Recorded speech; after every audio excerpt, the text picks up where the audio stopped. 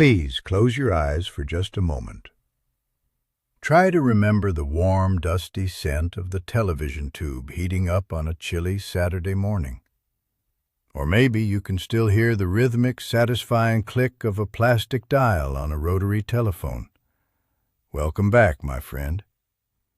Today, we are taking a slow, comforting journey back to the 1980s in America.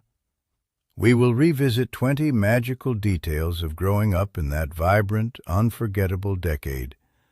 These are the simple, beautiful things that kids today will simply never understand. And please stay with me until the very end.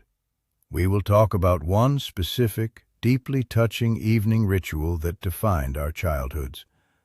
It is a memory that will surely bring a warm tear to your eye. Let us pause and remember how time used to feel back then.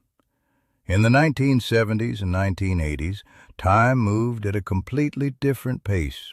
It flowed much slower, without the constant, frantic rush we feel today. We had to wait for almost everything, and that waiting was a beautiful part of life. We waited a whole week for our favorite television show to air. We waited days to see the photographs we took on a family vacation. Some people today might think that without modern technology and smartphones, our lives were somewhat empty or disconnected. But that is a terrible myth. Our lives were actually incredibly rich. Because we did not stare at glowing screens all day, we looked at each other. We had deep, genuine conversations on front porches. We knew our neighbors. The absence of instant gratification made every small victory, every piece of news, and every shared laugh so much sweeter. We were deeply connected to the present moment and to the people right in front of us. And now let us remember the pure joy of Saturday morning cartoons. You would wake up incredibly early, long before your parents even thought about getting out of bed. The house was quiet, still wrapped in the cool morning air. You would tiptoe into the living room, trying not to make a single sound on the wooden floor. You pressed the heavy plastic power button on the television set. It made a loud pop, followed by a high-pitched hum as the screen slowly warmed up. Then the magic began. For just a few hours, the major networks broadcasted a vibrant world of animated heroes and talking animals. You sat cross-legged on the carpet, wrapped in a blanket, eating a giant bowl of sugary cereal. Perhaps it was Pac-Man cereal, or brightly colored loops that turned the milk purple. You had to watch your shows right then and there. There was no pausing, no recording, and no streaming. If you missed it forever. That urgency made the experience absolutely thrilling. It was our private sanctuary, a weekly ritual that belonged only to us kids while the rest of the world slept. Let us move on to the delicate art of recording songs from the radio. Think back to the time when you wanted a specific song so badly, but you could not afford to buy the whole album. You had your boombox or your stereo system ready. A blank cassette tape was waiting inside the deck. You would sit by the speaker for hours, listening to the local disc jockey talk over the intros. Your fingers rested lightly on the record and play buttons. The tension was immense. The moment you recognized those first few notes of your favorite song, you pressed both buttons down with a heavy, satisfying clack. You had to time it perfectly. If you were too early, you recorded the annoying voice of the radio host. If you were too late, you missed the best part of the song. We created the most amazing personalized mixtapes this way. We wrote the track lists on those tiny paper cards with colorful pens. Giving one of these carefully crafted tapes to a crush was the ultimate expression of love. It took time, patience, and true dedication. Now think about the telephone hanging on the kitchen wall. Most of us grew up with a rotary phone, or perhaps an early push-button model, firmly tethered to the wall. The cord on that phone was incredibly long and permanently twisted. It was a physical lifeline to the outside world. When the phone rang, it was an event for the whole house, a loud, actual metal bell ringing out. You never knew who was on the other end. There was no caller identification. You had to pick up the heavy receiver and say hello to find out. If you wanted privacy to talk to your high school sweetheart, you had to pull that incredibly long, coiled cord around the corner. You would stretch it as far as it could possibly go. Sometimes you hid inside the pantry or sat on the hallway floor. You would absent-mindedly twist the plastic cord tightly around your index finger while you talked for hours. And if someone else in the house picked up the extension, they could hear your entire conversation. It taught us patience, especially when we dialed a friend and heard the repetitive beep of a busy signal. It meant we simply had to try again later. Let us revisit the absolute thrill of a Friday night trip to the local video rental store. Long before streaming existed, watching a movie at home required a physical journey. You would walk through the glass doors of a Blockbuster or a small independent shop. You were immediately hit by the distinct smell. It was a mix of cheap carpet, plastic cases, and buttery microwave popcorn. The store was brightly lit and filled with endless rows of empty display boxes. You would wander the aisles, picking up boxes, reading the backs, and debating with your siblings for what felt like hours.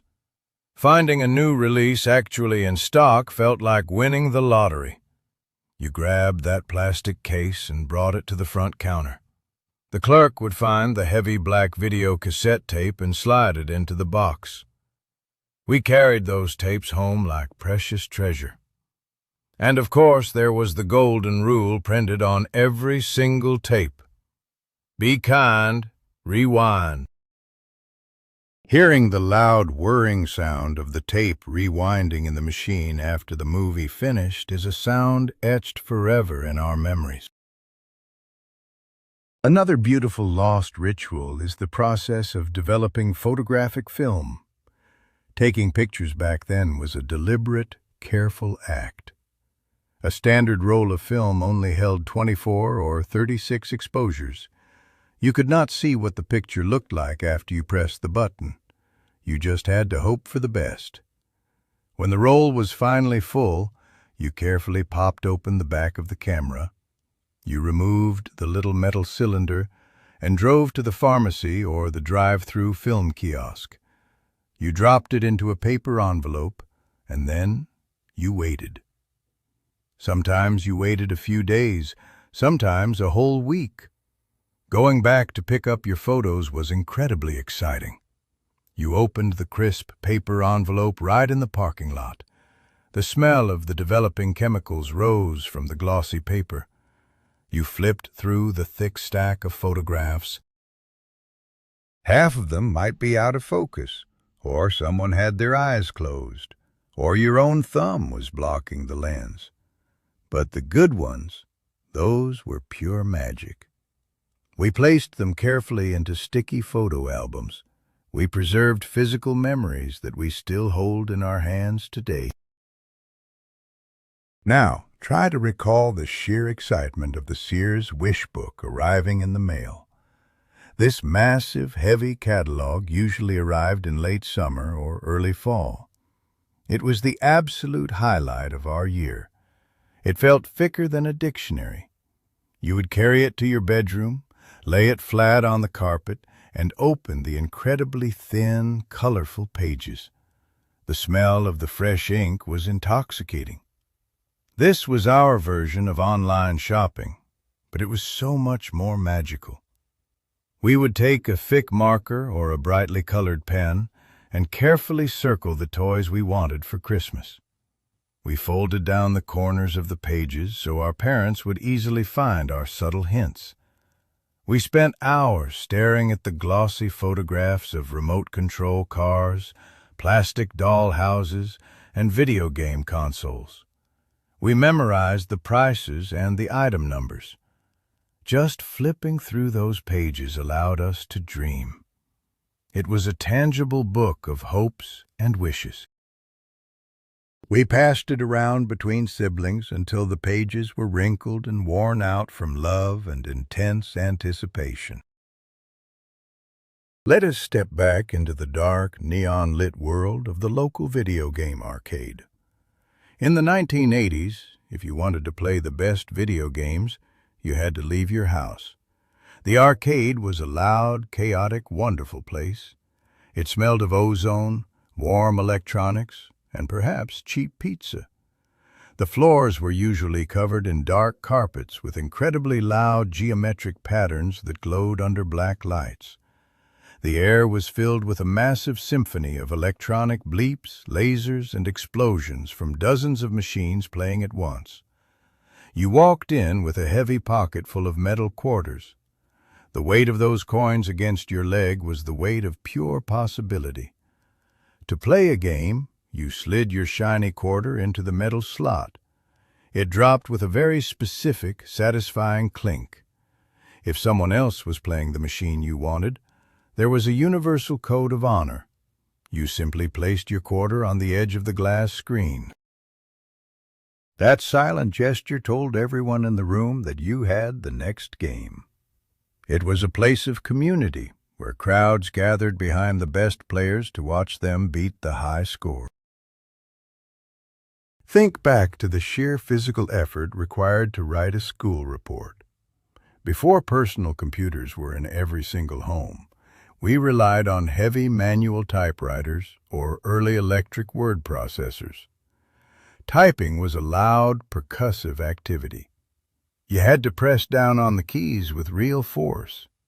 The sound of the metal letters striking the inked ribbon and hitting the thick white paper echoed through the entire house. Clack, clack, clack. When you reached the end of the line, a small silver bell would ring. Ding! Then you had to push the heavy carriage return lever back to the left. It required immense focus. If you made a mistake, there was no simple backspace button to magically erase it.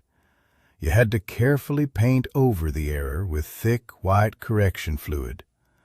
You waited patiently for it to dry, and then carefully typed the correct letter over the dried paint. Writing a 10-page paper took incredible planning and endurance. Holding that final, freshly typed stack of paper in your hands gave you a massive sense of genuine accomplishment. And now let us remember the high-stakes game of passing handwritten notes in school. Long before text messages or instant digital communication, we communicated through carefully folded pieces of notebook paper. You would tear a sheet of paper from your spiral notebook, leaving those messy fringes on the edge. You wrote your secret message with a blue ink pen. Then came the art of folding. We folded these notes into tight little squares, or sometimes intricate paper triangles with a flap you could tuck in. Passing it across the classroom was terrifying. You had to wait for the teacher to turn toward the chalkboard.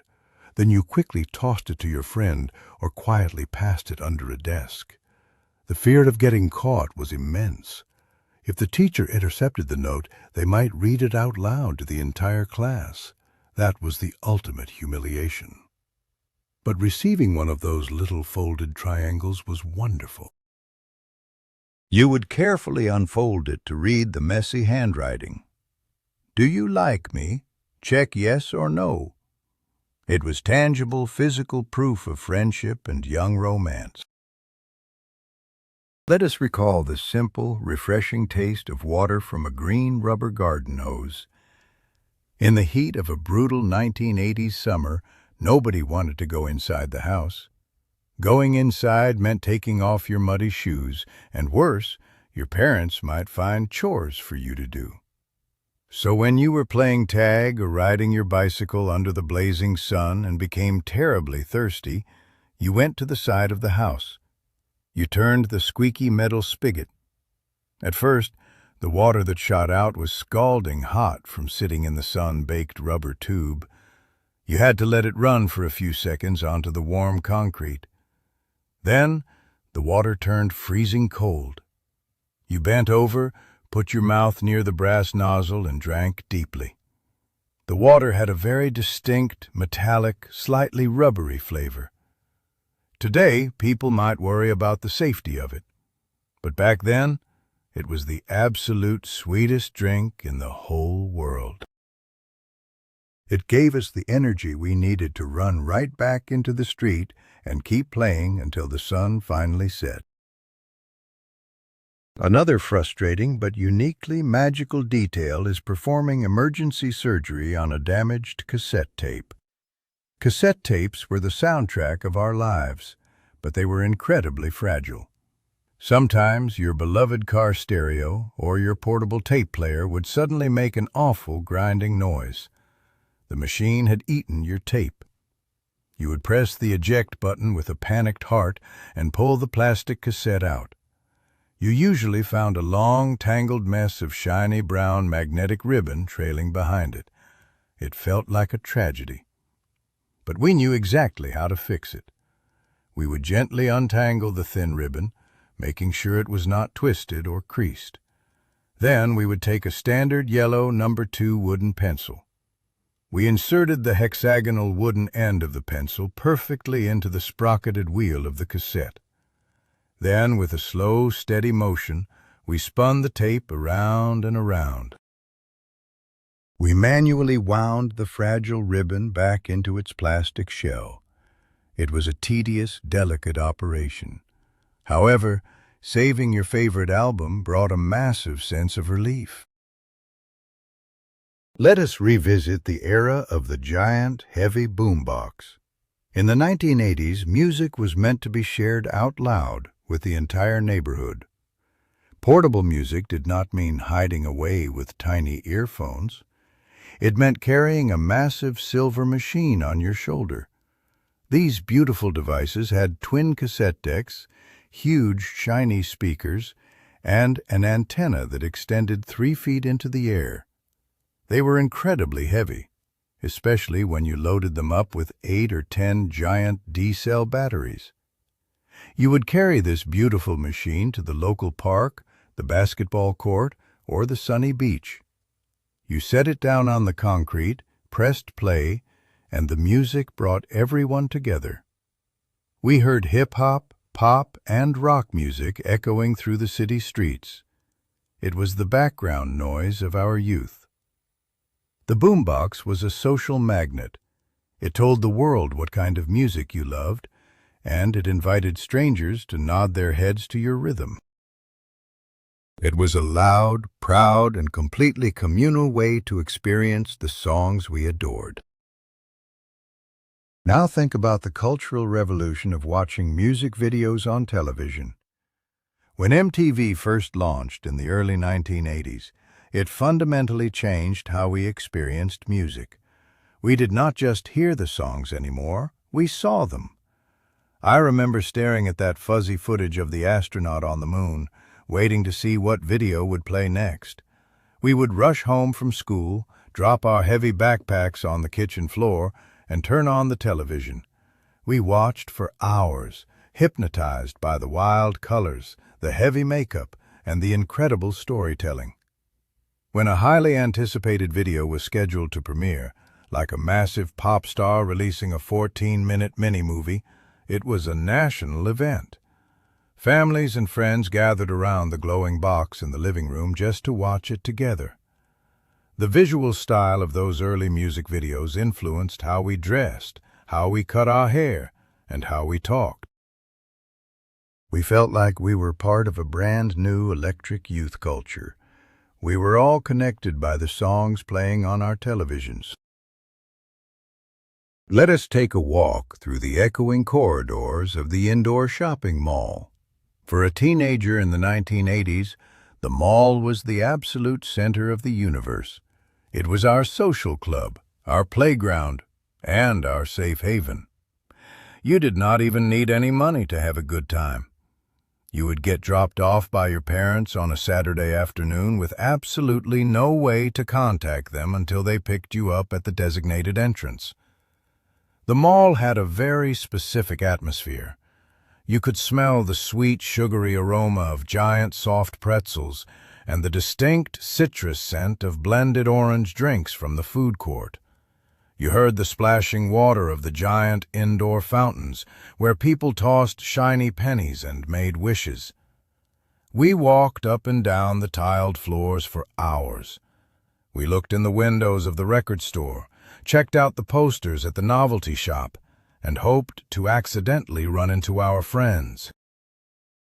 We learned how to socialize, how truly to flirt, and how to be independent, all under the bright fluorescent lights of the local mall. Another piece of absolute magic was the heavy, chunky, instant camera. Long before digital photography allowed us to instantly view an image on a screen, this beautiful machine felt like science fiction. You loaded the thick, expensive film cartridge into the bottom. When you pressed the red shutter button, a bright, blinding flash filled the room. The camera made a loud, mechanical whirring sound. Suddenly, it spit out a thick, white-bordered square of photographic paper. The smell of the chemical emulsion was strong and completely unique. We all held that blank gray square in our hands, completely captivated. And what did we all do? We shook it. We waved it gently in the air. We watched as the ghostly, cloudy shapes slowly faded into vivid, saturated colors right before our very eyes. It took about a minute or two for the image to fully develop. That minute of waiting, watching our smiles slowly appear on the glossy paper, was a shared moment of pure wonder. Today's instant digital filters simply can never replicate that magical feeling. Now, let us remember the vibrant, colorful world of back-to-school shopping. There was one item that every kid desired more than anything else: the mighty Trapper Keeper. This was not just a folder, it was a statement of who you were. These brightly colored binders had incredible artwork on the plastic covers. Some had lasers, some had wild geometric shapes, and some had cute puppies. They secured with a sturdy flap, and when you opened it, the loud tearing sound of the hook and loop fastener echoed down the quiet school hallway. Inside, you stored your precious cargo. You had shiny folders, newly sharpened wooden pencils that smelled of fresh cedar, and pink erasers that always left smudge marks on the paper. You also had sheets of scratch-and-sniff stickers.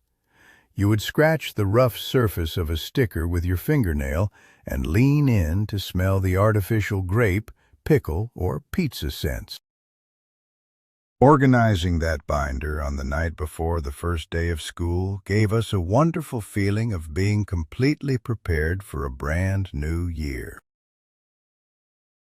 Let us revisit the massive set of encyclopedias sitting proudly on the living room shelf. When we had a school project on the solar system or the ancient Egyptians, we could not just type a question into a search engine and get an answer in 1 second. We had to do real research. Most middle-class homes invested in a beautiful, heavy set of encyclopedias. They were bound in dark red or blue imitation leather with shiny gold lettering on the spines. They were arranged alphabetically from A to Z. You would pull a heavy volume from the shelf, feeling the thick, textured pages beneath your fingers. The book smelled beautifully of old paper and binding glue. You had to use the index, find the exact page, and carefully read through long columns of tiny text to find your answers. We trusted those books implicitly. There was a sense of deep respect for the printed word. Copying facts by hand onto wide-ruled notebook paper taught us patience and focus. The information felt earned, valuable, and deeply permanent. Now think about the essential weekly ritual involving the local television guide magazine. This small, thick paper booklet usually arrived with the Sunday newspaper or came in the mail. It was our ultimate roadmap to the week ahead. The cover usually featured a painted portrait of our favorite television stars. Inside, the pages were filled with a complicated grid of times, channels, and show titles printed in incredibly small black ink. We would take a brightly colored highlighter pen and carefully mark the shows we absolutely could not miss. Tuesday night at 8 o'clock was sacred. Thursday night at 9 was non-negotiable. We planned our family dinners, our homework, and our bedtimes around this printed grid. At the very back of the magazine, there was usually a crossword puzzle that our mothers or grandmothers would slowly fill out with a ballpoint pen. When the week was over, the magazine was tossed into the recycling bin, and we eagerly waited for the brand new one to arrive, ready to plan our lives all over again. Let us remember the feeling of riding in the back seat of a giant, heavy American station wagon. Air conditioning was not a standard feature in every single car back then. On a sweltering July afternoon, the inside of a car parked in the sun felt like an oven. The heavy vinyl seats would physically burn the back of your bare legs when you sat down. To cool off, we had to rely on the fresh air. You reached for the heavy metal crank on the door panel and physically rolled the window down with your own arm strength. Once the car started moving, the roaring wind flooded the cabin. It was so loud you had to scream to talk to your siblings in the front seat. The hot wind whipped your hair into a tangled, messy nest. The radio was playing crackly rock music through a single dashboard speaker. We would stick our arms out the window, letting our hands ride the invisible waves of the wind. It was not comfortable. It was not perfectly climate-controlled, but it felt remarkably free and wildly alive. And finally, we arrive at the most profound, deeply emotional ritual of our entire childhood, the ultimate curfew. In the 1980s, parents did not track our locations with cellular phones. They just opened the front door and yelled, "Go outside and play!" We roamed our neighborhoods for hours. We explored forests, built ramps for our bicycles, and scraped our knees. We lost all track of time. But there was one universal signal that we all obeyed without question: the streetlights. As the summer sun slowly dipped below the horizon, the sky would turn a beautiful deep purple.